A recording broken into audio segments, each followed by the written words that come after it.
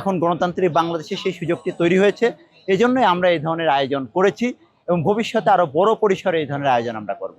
আসলে আজকে যে অনুষ্ঠানগুলো দেখছেন এটি বাংলাদেশের সংস্কৃতি, এটি বাংলাদেশের অনুষ্ঠান। যে অনুষ্ঠানগুলো, যে সংস্কৃতি দীর্ঘদিন ফ্যাসিবাদী আমলে অনুপস্থিত ছিল, বাংলাদেশ যেহেতু সেই ফ্যাসিবাদের কালো গ্রাস থেকে মুক্ত হয়ে এখন গণতান্ত্রিক বাংলাদেশে যাত্রা শুরু করেছে, সেখানে বাংলাদেশের যে নিজস্ব সংস্কৃতি রয়েছে সেটিরই চর্চা হবে এবং আমরা সেই চর্চা আমরা বাংলাদেশ জাতীয়তাবাদী ছাত্রদলের পক্ষ থেকে এই চর্চাগুলো শুরু করেছি এবং আমরা মনে করি এই চর্চা আগামী দিনে বাংলাদেশের গ্রাম অঞ্চল থেকে শুরু করে শহরের, বিশেষ করে আমাদের শহরের যে প্রজন্ম রয়েছে তারা কিন্তু এই সংস্কৃতির সাথে পরিচিত না। আমরা কিন্তু এই আয়োজনটি যখন শুরু হয়েছে তখন দেখেছি অনেকের কাছে মনে হয়েছে এটি নতুন কোনো একটি আয়োজন, যেহেতু বিগত দিনে আমাদের সেই সুযোগটি ছিল না।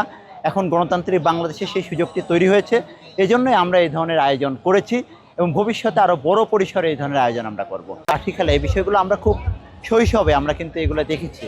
তো আমরা মাঝে দীর্ঘ সময় এগুলো অনুপস্থিত ছিল, বিশেষ করে আমাদের শহর অঞ্চলে এটি খুব অনুপস্থিত ছিল।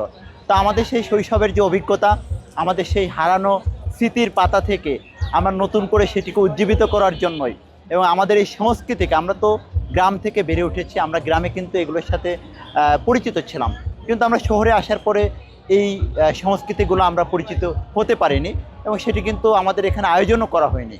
তো এখন যেহেতু আমরা দায়িত্বে আছি এবং আমাদের সেই সুযোগটি তৈরি হয়েছে, তো সেখান থেকে আমাদের মনে হয়েছে যে আমাদের গ্রামীণ বাংলার সেই ঐতিহ্যবাহী সংস্কৃতিগুলোকে আমরা শিশু কিশোরদের মাঝে পরিচিত করিয়ে দেয় এবং এটি আমাদের দায়িত্ব বলেই আমরা মনে করি।